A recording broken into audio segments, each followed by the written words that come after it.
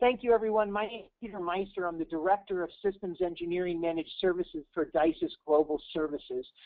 I drive the worldwide managed services side of the company, and our teams sit all over the world helping customers realize the potential of core platform infrastructure and application services. My background is I've been with DISYS for about 5.5 months. And prior to working for DISYS, I spent a career at Microsoft working in the Windows Server division, driving core Windows Server product development. So I was the field readiness product manager for Windows Server from Windows 2000 Service Pack 3 all the way up to 2012 release. I also drove the Microsoft Private Cloud Infrastructure as a Service products and solutions to market prior to moving on from Microsoft and coming over to DISYS. So there will be a little bit of a tone of a Microsoft discussion here, but also understand that the session is really heterogeneous and by no means is driven on a specific platform. However, Microsoft has a great story, and I'm going to use that as a baseline for how we talk about hybrid cloud infrastructure and applications and truly how to think about driving into the cloud in the best way possible. And so the agenda, just a little bit of an introduction on myself, and we'll skip over that. And then I'll talk about the IT challenges and pains, why I talk about hybrid versus, say, public only or private cloud only. Simply gets down to my expertise in the field. I've been working on cloud since its inception, and I've done a lot of implementations of cloud. My work at DISYS, we work in the cloud all the time, and we work across a multitude of clouds. We work across Microsoft Azure, Rackspace OpenStack, we work on Amazon's EC2, and we're partners with all three of those partners. So we partner with Microsoft, we partner with Amazon, we partner with Rackspace. We use all these different clouds to pull off a hybrid topology, and each cloud provides its own capabilities and its best-of-breed solutions. And so leveraging all of those is mission critical. There are some aspects of the cloud that I'll talk about that get strategically into single pane operational management. And we'll talk about why I think that it's important you have that management conduit in place as the glue and the foundation for your success. I'm going to talk about some private cloud insights, areas where I see why customers move there, why they're focusing on private cloud first and foremost. We're going to talk about core applications management. I'm going to use big data and Hadoop as an example of some aspects of applications in the cloud that really are truly built for the cloud and why they're mission critically important that our ISVs and our developers start thinking about developing for the cloud by default. And so after we finish all of that, we're going to open up to Q&A and then we'll hopefully have a really good open dialogue and discussion with everyone.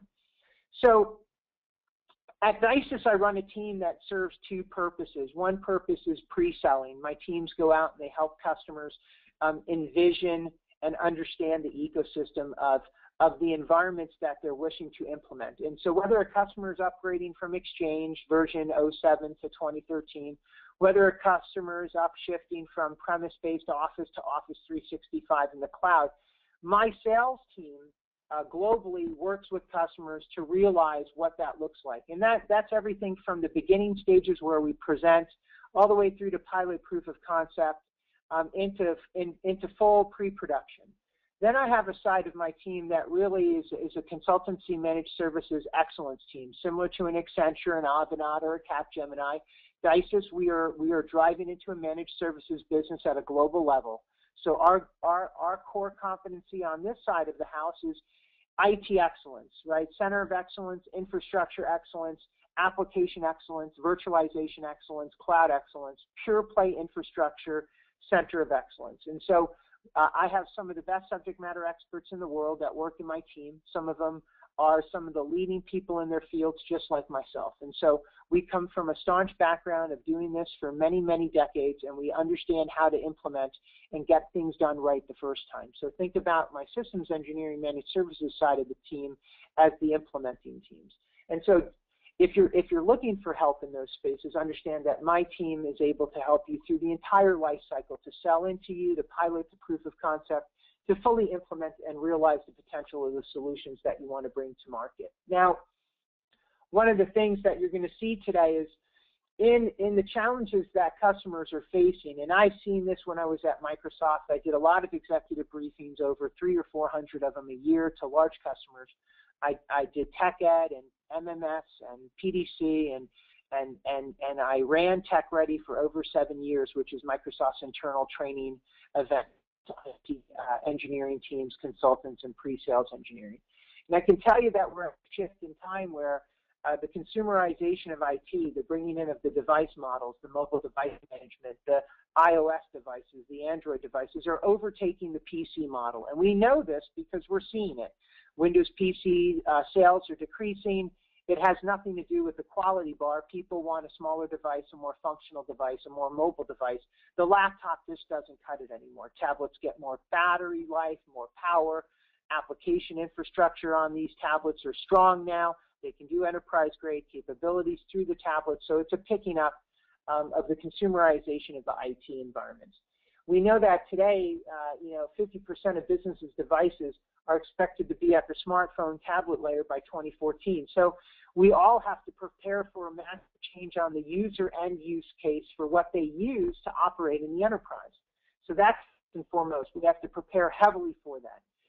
Why is that important? Because today, we really don't manage those devices very well, right? So whether you're an infrastructure guy on the phone, whether you're a Microsoft-centric person, whether you're somebody who drives Android or Apple, those devices are not necessarily easy to manage today in corporate IT. So we have to prepare for it. Secondly, 84% of organizations now have a mobile workforce. Like myself, even at DISYS, I sit in my home office maybe 15 days out of the month. After 15, I'm traveling to multiple different regions. I'm barely ever in my home office. So when I'm on the road, I'm mobile. When I'm mobile, I'm running devices that are of multiple different brands and types for different scenarios that I operate just as an end user. So I'm one of those people, as are many of us on the phone. And so we are seeing a change in the ecosystem. The people are now mobile. They're remote. They're working all over the world, and we need to identify and manage and support those people. Another area is infrastructure utilization.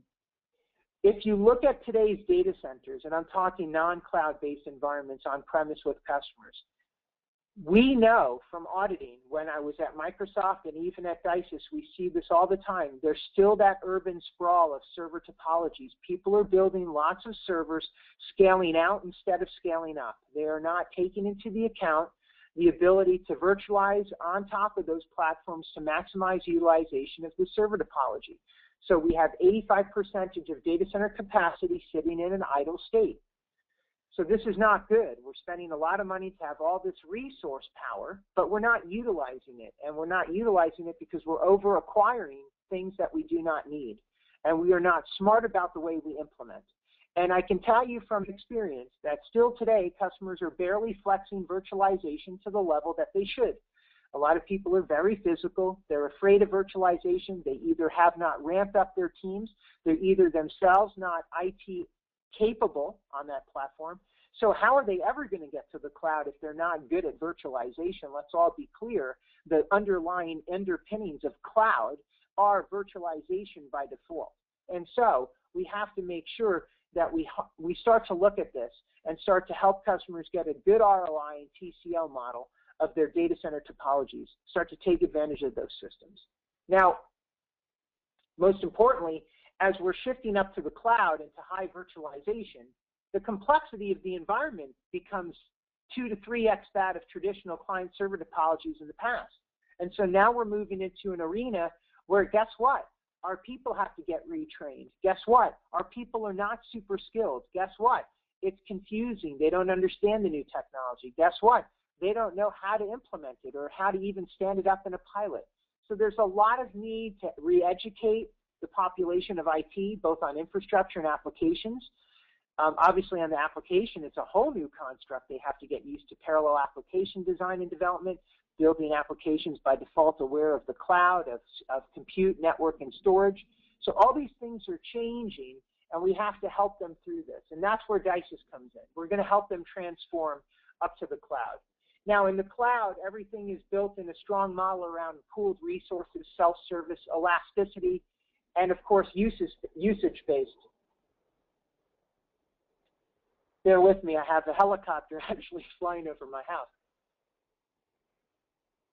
Now, I've seen a couple areas where customers are really spending the bulk of their implementation side of the cloud. Now, customers either go two models, and this I saw even at Microsoft over the course of my 7 years running private cloud infrastructure.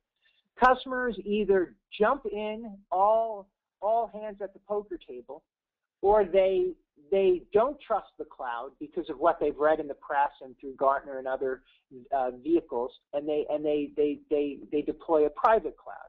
And so they'll start on premise, and then they'll use resources up in the hybrid, up in the public world. And so when a customer decides to go all in at the poker table, and I see this every day, we have lots of customers doing this. A good example would be Office 365. They're going to go ahead and shift their entire exchange, their entire collaboration in SharePoint, their Office suite, their VoIP solutions, all up into Office 365. They're going to leave all that stuff behind. They're going to take it out of the premise and just completely upshift. Now, the reason they can pull that off is because Microsoft has done a fabulous job of making Office 365 very easy to stand up, implement, and get online for big companies.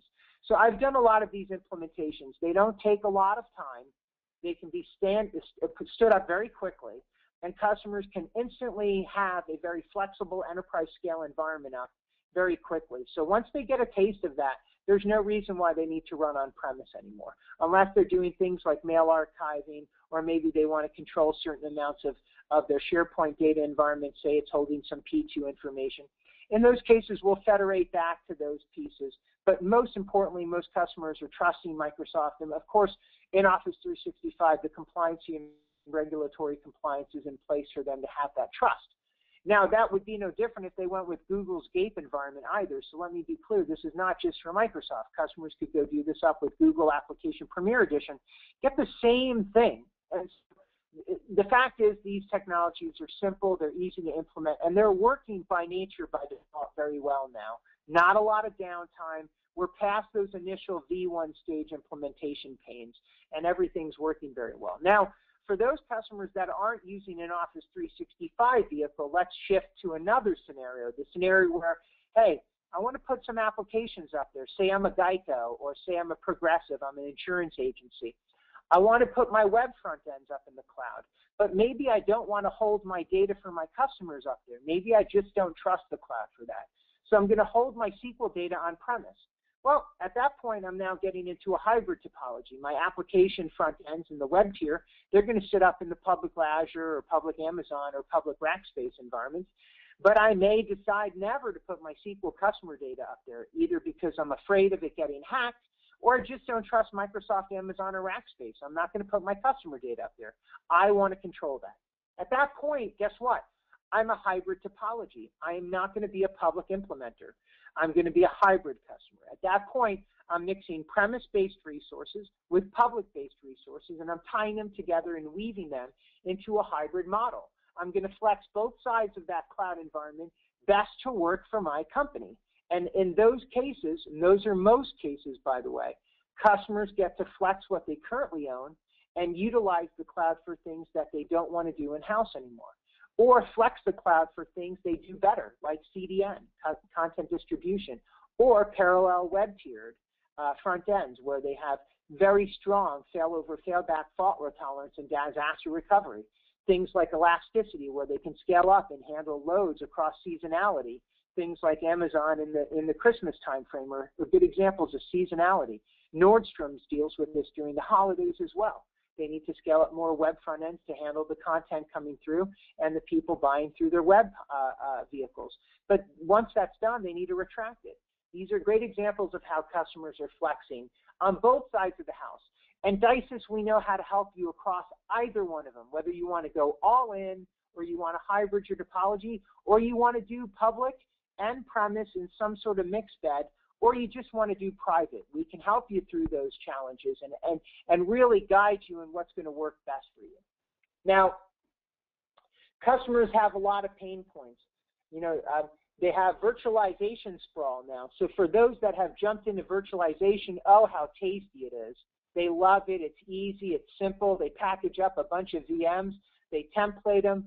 They can auto-deploy them. They're there. They can click and go. They can provide it for their end users, their developers. The challenge you have with that is, guess what happened when everyone went virtual? Well, they did. They all went virtual. Most of them are doing it in some way, shape, or form, but they didn't put any good policy or security or control behind the virtualization stacks that they implemented. So just like in the NT4 days when we scaled out horizontal, or even through Windows 2000 through 2008, where we still maintained that habit, the challenges that we have are that we're dealing in a model now where customers flipped to virtual and they brought the bad habits of the legacy server topology with them. So now they're up in the virtual world, but they're doing the same things they did in the physical world. That's not good. We have to help them and guide them away from that. When you look at public and private cloud, now you get into problems where customers are in multiple consoles and they're managing things separately, or they have different teams managing the public versus the private. It's not organized. When you look at data center predictability, they don't have a good understanding of the spend involved. They don't understand what is the cost models. They're having a hard time wrapping around the licensing construct. So there's all kinds of challenges. And then it gets into things like SLAs. How are they going to manage that? But at the end of the day, it really becomes expensive for customers to endeavor on the cloud if they do it wrong.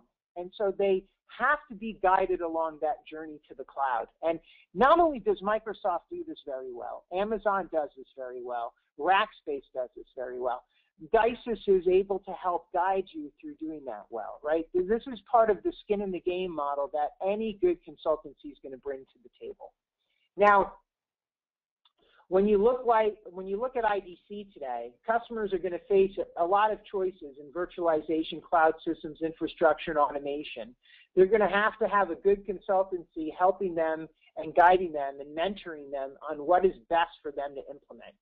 Private cloud environments are growing like gangbusters. We already know that private cloud is probably the #1 vector for cloud implementation to date. Most customers are either doing vSphere on-premise, they're either doing Hyper-V on-premise, using private infrastructure as a service models within Windows Server 2012, coupled with System Center, or they're using the open source derivatives on OpenStack, or Eucalyptus on the Linux tier. So either way, they're doing it. They're doing it with Ubuntu, they're doing it with Red Hat, they're doing it on-premise.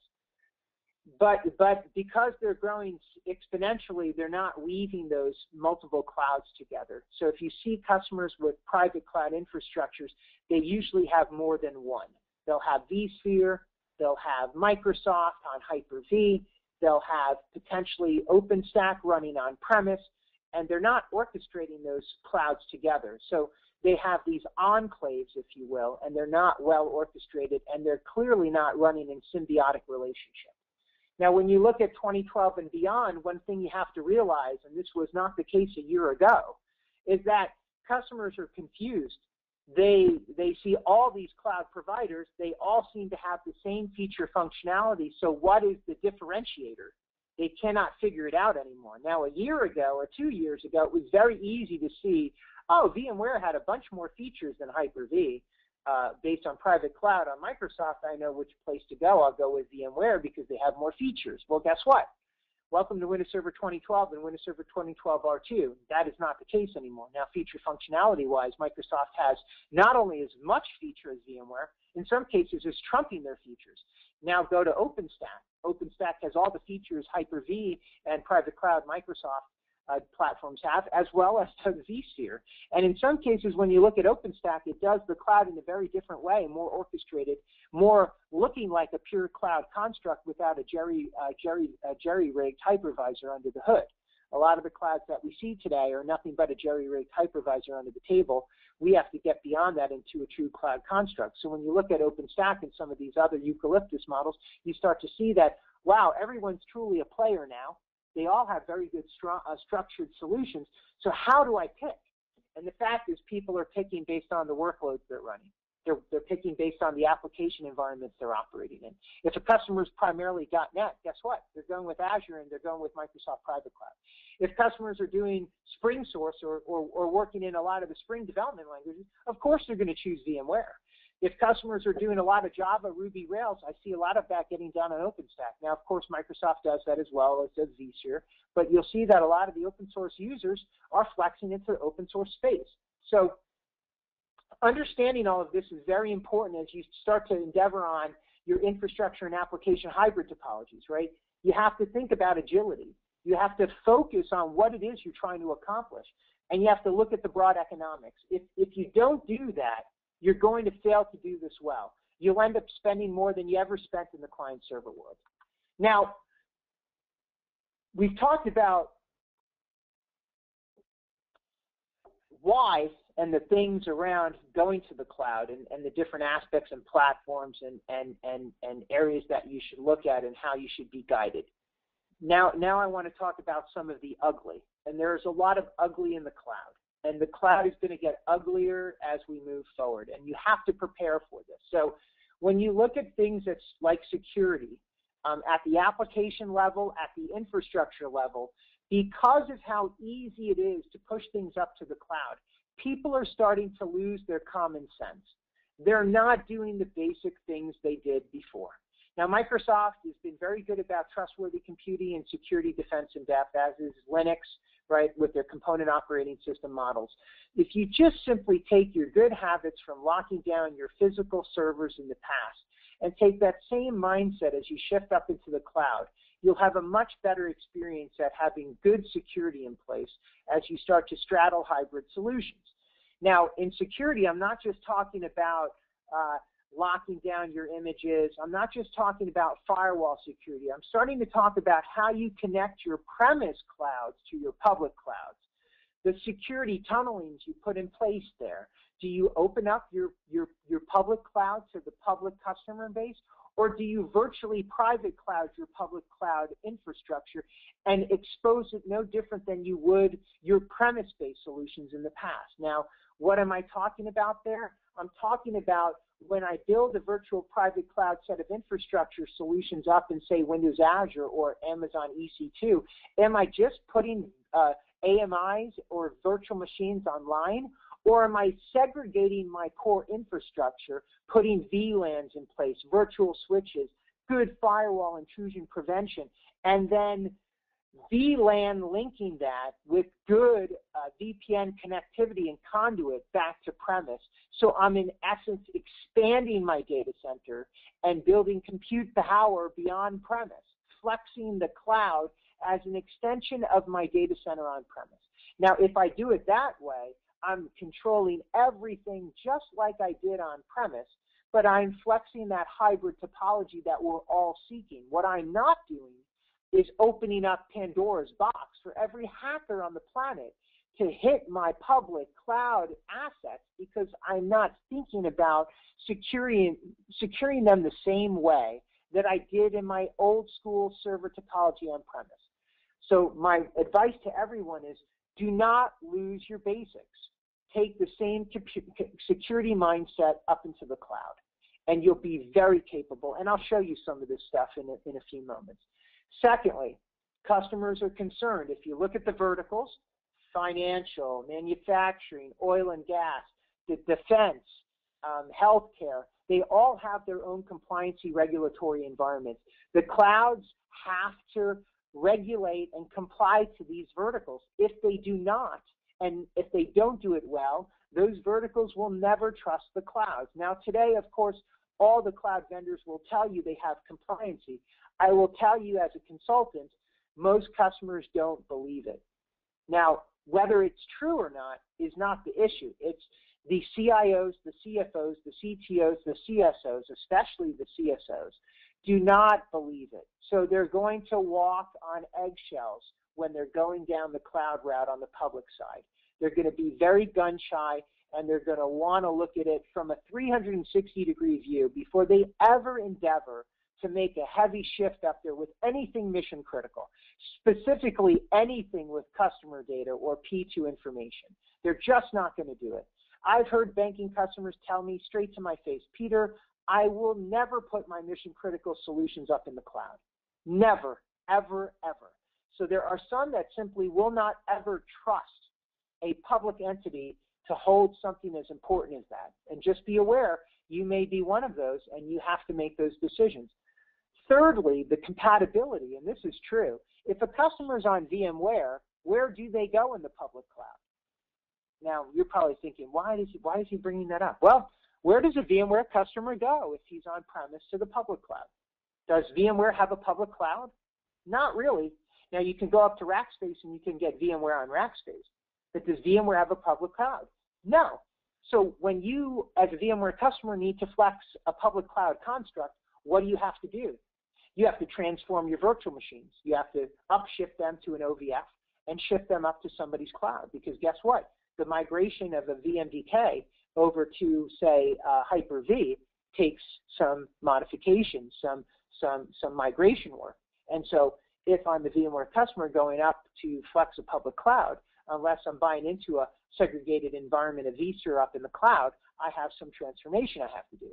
So how am I going to handle all of that? That compatibility of the virtual machine files, transforming them, taking the enlightenments off, redeploying those enlightenments. All these things become complex.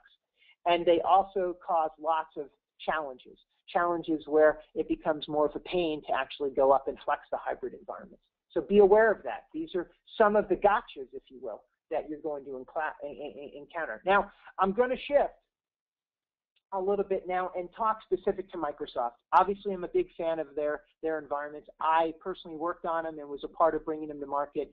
I know how strong they are, and I have some belief in my heart that there's some things Microsoft's doing better than anyone, and I'll talk specifically to the management tools later. But to tee it up, just so you understand the cloud constructs end to end, you have to have public and private tying together multiple things if you're going to bring in a hybrid. First and foremost, you have to have federation. And whether federation is done through Oracle Identity Management, OpenLDAP, Legacy Novell with NDS, or Linux LDAP solutions, or Microsoft's Active Directory, you have to federate. You have to have federated identity management. You're going to be taking your premise clouds, you're going to be connecting them to a hybrid public environment, and you're going to be building an identity conduit for single sign-on. Everyone needs to do that. Secondly, you're going to be transposing virtualization between premise to public. That needs to be very fluid, very dynamic, and very easy. If it's complex, if there's lots of transformation, you're not going to be happy going between those two enclaves of public and private. Thirdly, you have to centralize the management. Right now you're going into the public cloud. You got all this stuff up there, plus your private cloud. I've got to be able to see that in one single pane of glass. I have to be able to manage that conduit from one place, and I'm going to show this to you in a second. Just do a brief understanding of it.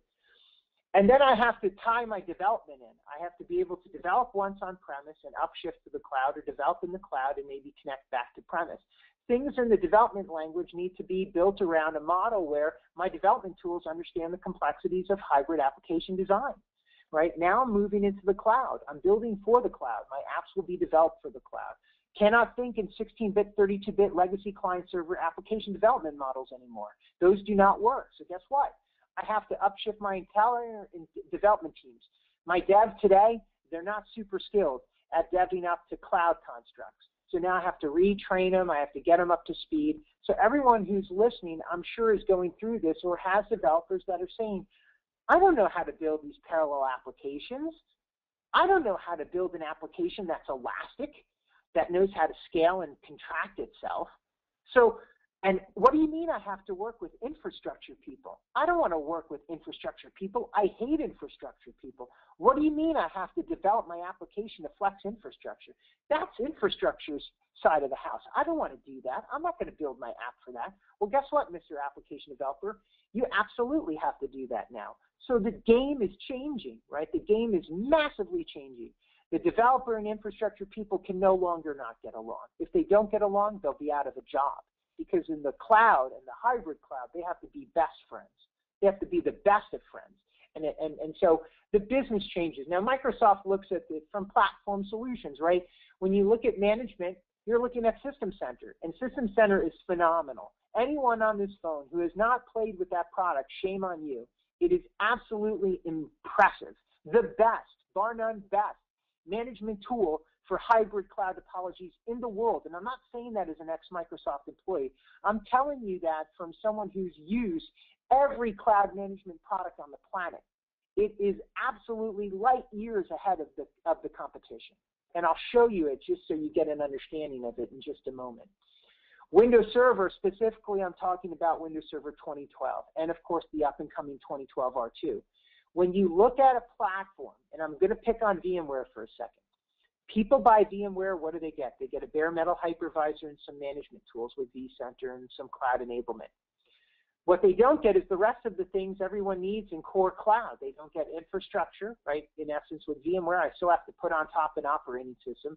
They don't get things like security by default. They don't get things like complex infrastructure solutions. They don't get things like IP management. They don't get things like, for example, storage solutions. So when you look at what Microsoft provides inside of Windows Server 2012 and 2012 R2, you're getting more than just the cloud. You're getting a lot more than VMware gives by default. Now, I'm picking on VMware because, quite frankly, you're paying a lot of money to get things on top of what you get for free with Microsoft and in the open source world as well. I'll give you an example of Ubuntu 13.04. For those who haven't looked at Ubuntu, Ubuntu's cloud stack gives you all the things I just articulated on Microsoft. So why would I just go buy into a hypervisor with a bunch of cloud management constructs? Why am I not getting a bunch of other things like 300 or 400 infrastructure tools and features and functions? I should get all of that in a cloud construct. So you have to look at why I use Windows Server as my articulation point. It's because I know under the hood, beyond the hypervisor, beyond the cloud functionalities, Microsoft's giving you a ton of stuff.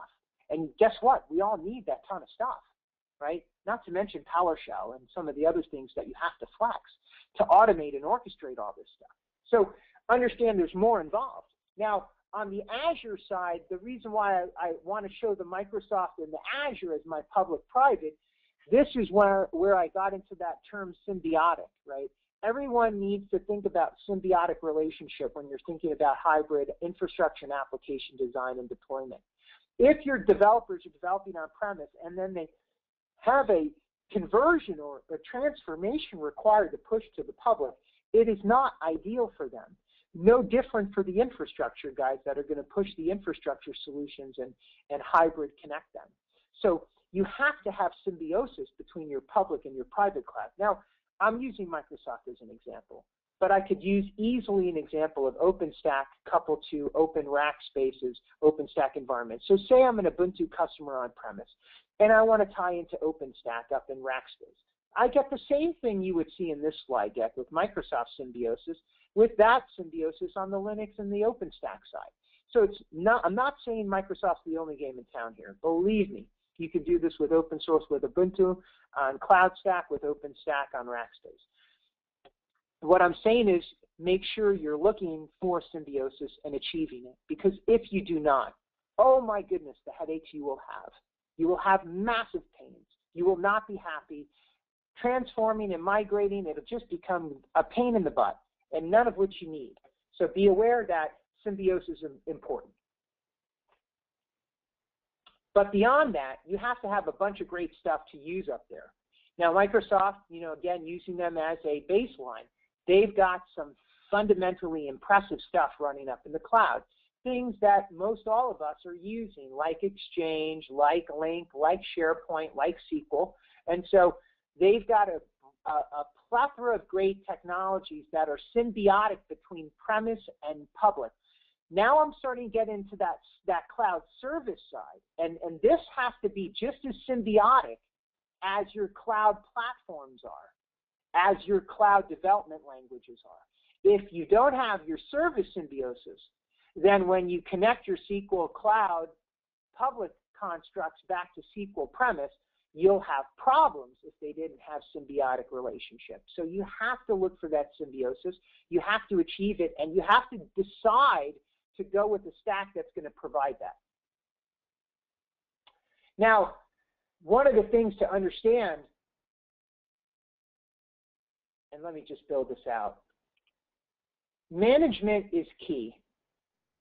Management is most important. Now, you can see in the private cloud, we're flexing everything, right? We have a broad set of ecosystems. Now, no matter what cloud provider you work with, you're going to get a bulk of this stuff, right? Good multi-operating system management, great hypervisor supportability, great integrated automation through partners and or your own product and management suites, and awesome application environments to flex. But at the management layer, it's a challenge right now. When you go up to a lot of these management tools in the cloud, hooking into heterogeneous cloud platforms is not easy to accomplish. That's where I get very laser focused on why I use Microsoft more than I use a lot of the other cloud environments. And the reason is because Microsoft has nailed the management piece. And boy, have they nailed it. System Center, no doubt, is absolutely the best environment for ultimate management of heterogeneous cloud environments. Now, I'm going to build this out real quick, just so you understand that Microsoft spent a long time bringing this to market. Oops, let me go back.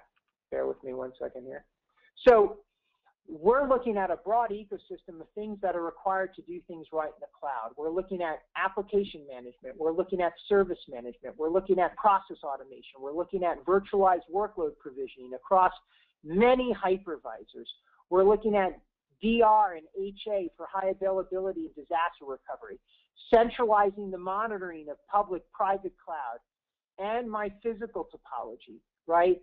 That includes the configuration constructs. So when you're talking about I want to manage all this stuff, I want to have deep insight, you have to be able to do that with a solution that's going to bring that all together into one visuality. On top of that, when you look at what System Center brings into the fold, you're looking at hybrid IT management, right? That's what everyone should be going for. You're going to have VMware, you're going to have Hyper-V, you're going to have other cloud environments. Can I manage them all in one place? That's the question you have to ask yourself. Can I manage my application virtualization in one place? Secondly, you have to be able to create and delegate across all those different cloud platforms, whether it be VMware, Hyper-V, private cloud with Microsoft, or with the OpenStack solution. Can I manage all of that? Can I delegate? Can I support multiple hypervisors? And can I centralize the construct to manage all of that in one place? Then you have to look at things like automating orchestration, building runbooks, turning very manual processes in the virtual world into very automated processes in the cloud. That gets into things like runbooks using Orchestrator and System Center. It gets into things like service templating. So when you build new services and put things online, it's completely 100% automated. This gets into allowing your end users to provision their own resources, putting them and empowering them to do more than they've done before as part of the IT infrastructure ecosystem team. So enabling your HR manager to actually turn on an HR app rather than you doing it for them. This gets into self-service provisioning and self-service portal management and dashboarding, all these things that are mission critically important. Now, one of the things that Microsoft does well is, and it's very important, and why I bring it up, is if you're going to be successful in the hybrid infrastructure and application arena, especially at the architectural level, you're going to need help with your division heads. Your division heads are those people that are non-IT that run places like sales, HR, finance. You have to empower them. Those people need to start flexing and employing their own solutions. We have to, as core IT, DevOps, if you will, we have to be able to produce these service templates, build out these functional applications, three-tiered environments, orchestrate them together, build runbooks that highly automate them so that these empowered users can automatically implement and provision them. And so we have to build that on the back end for them. That's where we're the smart people. But then we have to build dashboards and self-service portals for them to go and flex and provision those and put them online. We also have to build portals for them to ask for more resources should they need to it, or retract the resources should they need to retract so they can manage their costs. So this gets into really building an infrastructure solution at a hybrid topology that manages to a good fiduciary model for the businesses, and that the business units get control of that fiduciary spend. Then we have to simplify administration beyond where infrastructure guys can understand it and now get it into the empowerment of end users, where end users may want to look at their clouds, they may want to do simple things like looking at the health of their clouds, and we have to provide a conduit for the look at that. So We talked about why I chose Microsoft. Obviously, there is a competitive advantage to going with the Microsoft platform for hybrid architectures. Number one, Windows Server is 3x cheaper than VMware, so something to realize. That's just fact. You're not buying a layer on top of a layer. So when you're looking at deploying your hybrid, make sure you're controlling your costs. Secondly, the System Center product family is going to allow you in a single management tool at a very controlled cost to manage all of your hypervising assets. Whether you are a VMware shop, whether you are a Zen Server shop, whether you are a Hyper-V shop, you have broad ability to flex and manage all of that resourcing, including all your public cloud resources, all in one management tool. You're not going to need 5 or 6 management tools anymore. Now, another reason why I choose to go with Microsoft for a lot of my implementations is the partner ecosystem. It's not just about going hybrid and doing it right from a public-private perspective. It's about what is my OEM relationship? How strong is that bond between my hardware vendors and my cloud construct, both premise and public? And so when you look at Windows Azure, when you look at Microsoft's private cloud, they have a strong ecosystem. Secondly, hypervisor supportability. Remember, the hypervisor is becoming agnostic. Third, support for the virtual machine layer. This is very much where Microsoft differentiates. If you go to VMware and you run Red Hat, and Red Hat in a virtual machine has a bad day, you're going to have to call Red Hat for support. When you run Red Hat on Hyper-V in a private cloud or a public cloud on Microsoft Azure, you're going to call Microsoft and get support. So you're getting more support, you're getting better support, you're getting actual support from your cloud provider. So Microsoft's gotten very smart about that, and that is a differentiator whether you are a Microsoft shop or not. If you're going to run VMs, you need support for them. And sometimes, guess what? You're going to have to be punted to the OS provider for that, and or the ISV will not take support themselves. So who is going to help you really make it in the hybrid model? And Microsoft does that very well. What you see here on the screen is that when I look at System Center and I'm in Operations Manager, I'm able to really look at the deep inside of my entire environment. I'm able to look at everything from the actual construct of my application, down to the dependencies, down to the storage tier, down to the compute tier. So I have a very strong flexibility of insight. I also have a strong ability to modify that construct on demand as just an empowered user, an HR director. If I need to ask for more resource environment and capacity growth, I don't have to worry about talking to an infrastructure person. I go to the SelfService portal, I ask to add 5 CPU cores and 16 gigs of memory to my pool, and I'm able to flex up to that new resourcing. Automatically my ticket gets approved and my resources get added to my resource pool. So I'm able to do that without ever having to talk to infrastructure people, and they don't have to talk to me as an end user. That allows infrastructure people to get back to the heavy lifting work they have to do. Now, when you talk about managing applications in the cloud, you're going to see that most applications come in a 3-tiered approach in the cloud. They have a web tier, they have an application tier, they have a data tier. Now, why Microsoft has done things very strongly is that we wanted to build that into a single orchestrated package, if you will. We want to take the web environment, the application tier, and the storage tier. We want to construct that into a single solution that we produce and deploy up in the cloud. Of course, the web tier is going to use some of the web front-end solutions. The application tier is going to flex .NET, and then the data tier may strongly flex SQL. All of that underlying on the Hyper-V hypervisor, all of that taking into account, the infrastructure that both the private cloud Microsoft Stack provides and the Azure public cloud provides. And I may even want to flex this solution between private and public. And so having a strong ability to build service templates is mission critical. These service templates are going to tie all 3 of these tiers together and heavily orchestrate and automate the onboarding of that environment. They're also going to allow me to easily upgrade those applications over time. If I need to upgrade any one of those tiers, I can do that on demand. Obviously, a lot of times those applications in the cloud are running services in parallel, so never do I have to take down my entire application while I'm servicing it. And that's one thing to understand. When I build something in Azure, it builds it in threes. So if I build it in the Seattle Azure data center, it replicates it in New York and LA automatically. If I need to service the Seattle portion of the frame, it's still maintaining the running states of LA and NYC while I service Seattle. So I can do rolling cycle servicing, never ever taking my service offline. This is part of the benefit of application infrastructure running in a hybrid in the cloud.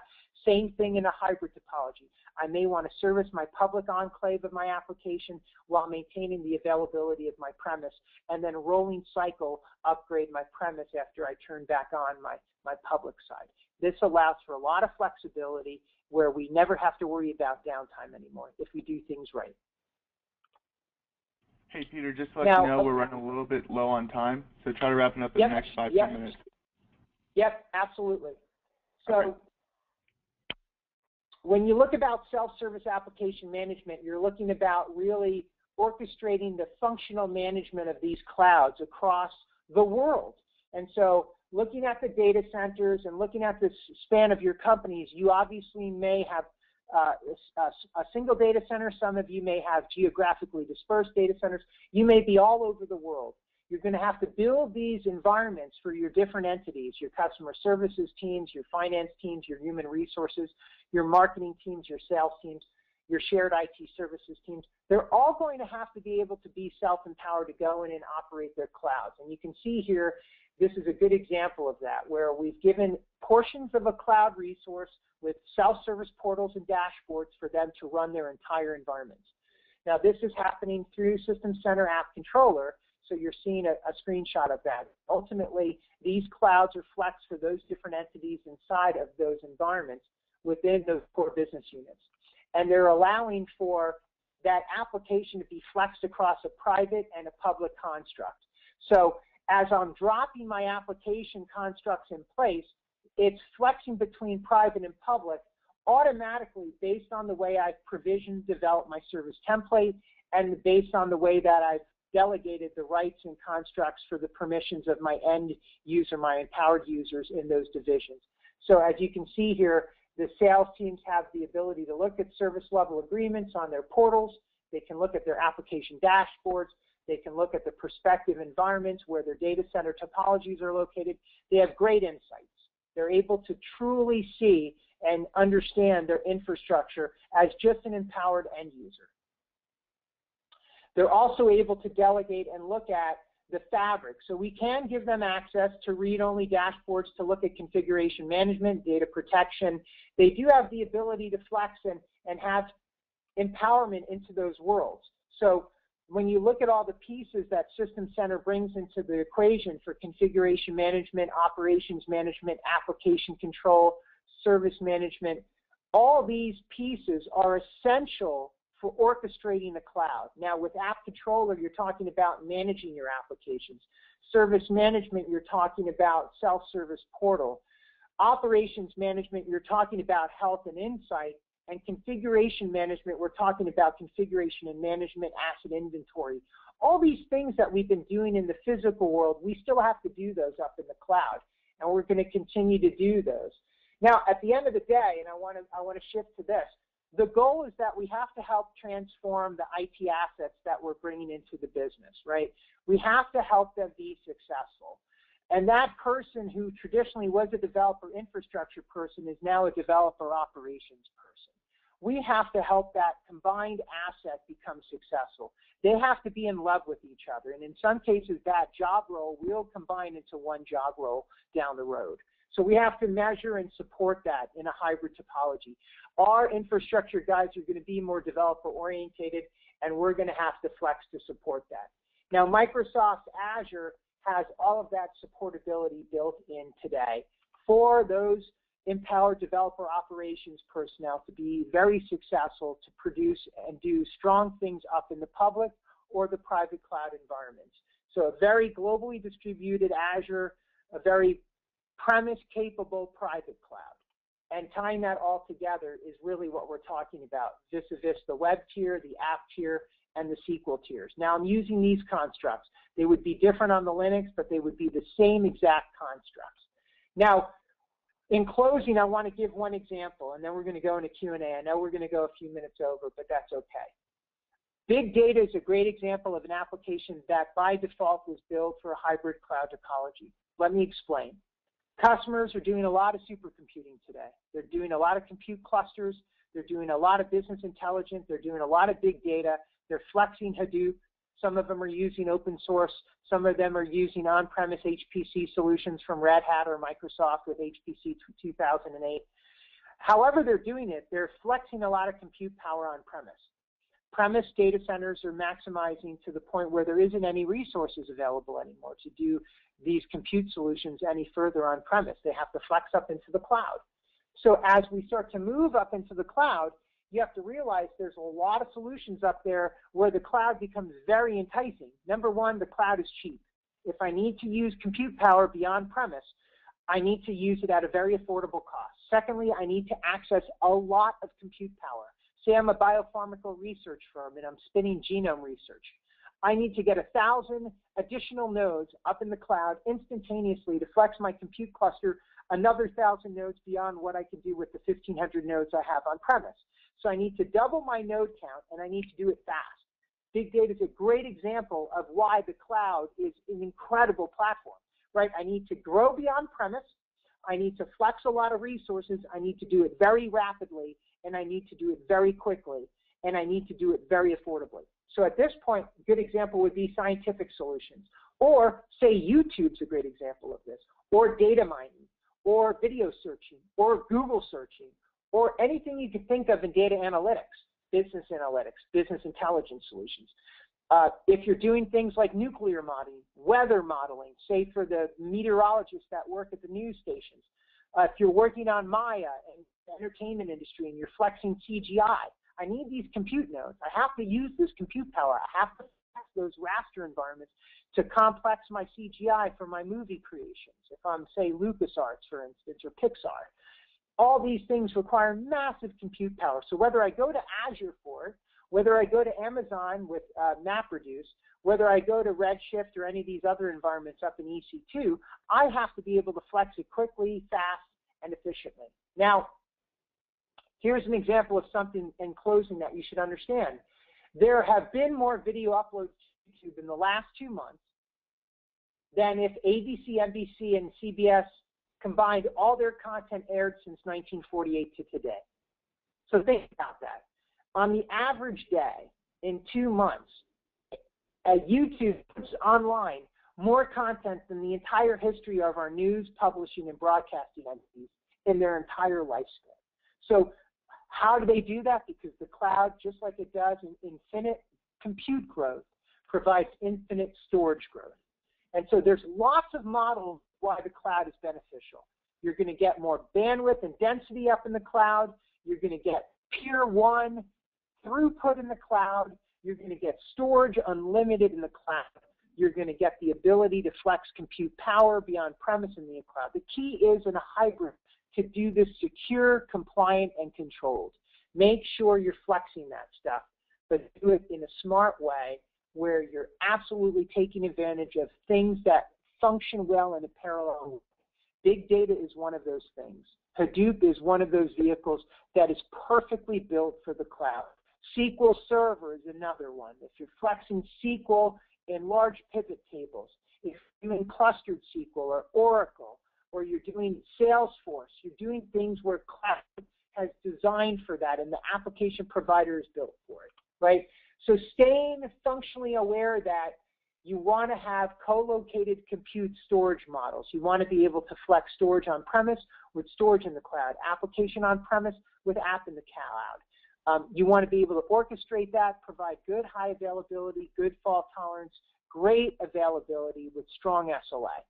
Now, as we close and we get into QA, be aware that I focused a lot on Microsoft, primarily because I wanted you to understand that we do that very, very well at DISYS, and we understand it, and we can help you go down that path.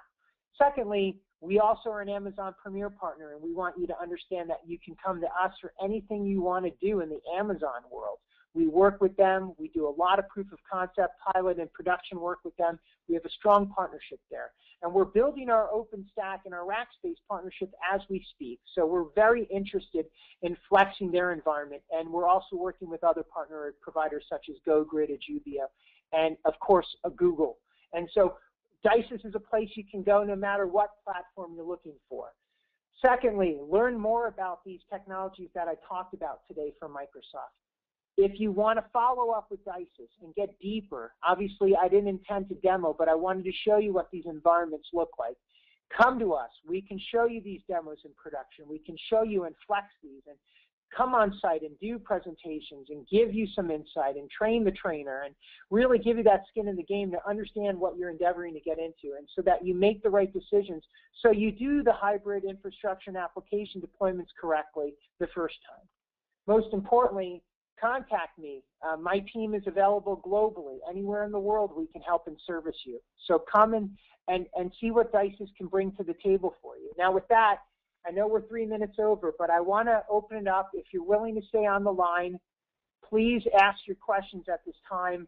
We appreciate you coming today for the session, and we look forward to following up with you on future presentations and future discussions on how to flex infrastructure and applications in a hybrid cloud architecture. So we thank you very much for joining, and we'll open up for Q&A. Hey, Peter, I think actually a lot of the questions that were asked, the users have actually left already.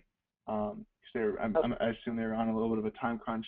I think the best way to approach this from now is just to answer the questions one-on-one and send emails, follow-up emails following the webinar. Perfect.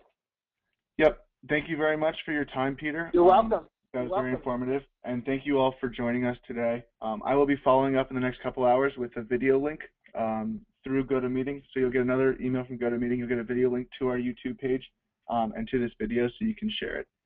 Thanks again for joining, and look out for our next webinar next month. Thank you all. Thanks, Peter. Have a great day, everyone. Cheers.